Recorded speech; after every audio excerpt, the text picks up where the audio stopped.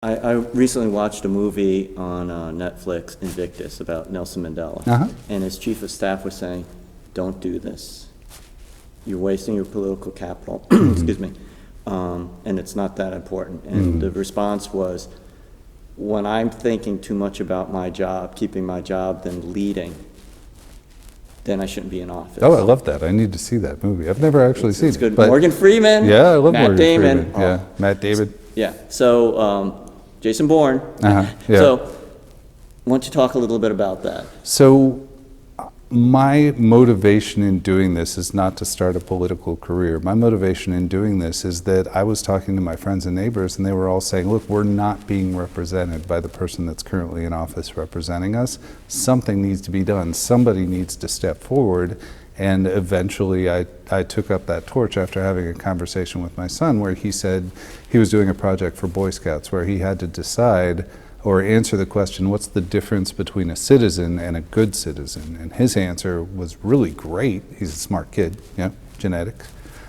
He came back and said, so the difference between a good citizen and just a regular citizen is that a regular citizen does the bare minimum. They just exist. They live in a place, they pay their taxes, they follow the laws, and that's about it.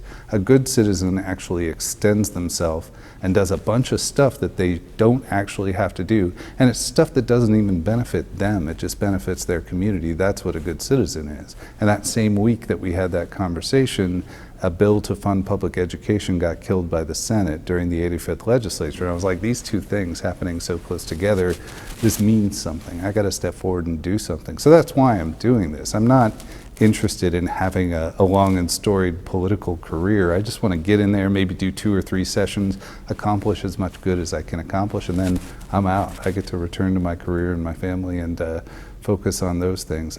I kind of see myself as, in some sense, restoring balance to the force, of just kind of like stepping in and saying, look, let's dial things back and move it back in a direction that benefits everybody and not just the few.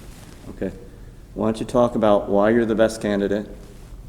You talk right into the camera, and I could do that. So I'm the best candidate because of commitment. So I have lived here for a very long time, and I have spent a very long time getting to know the people of this community and finding out what makes the whole system tick. So when I first started, I began by interviewing everybody that I could find who was willing to talk to me. So the president of the Chamber of Commerce, the city council members, the chiefs of police, the president of Tarrant County College, all of those folks I went to and I said, look, I don't necessarily need you to support me. What I'm here to do is learn. I want to understand from you what it is that you want from your state representative. And I think that was really educational for me. I built a lot of relationships within this community. I learned a lot of stuff, which is my jam. That's what I love. Getting to know things about what makes the community really tick. So I know a lot of things, and I have a really great plan to win this election. I have science, I have data, I have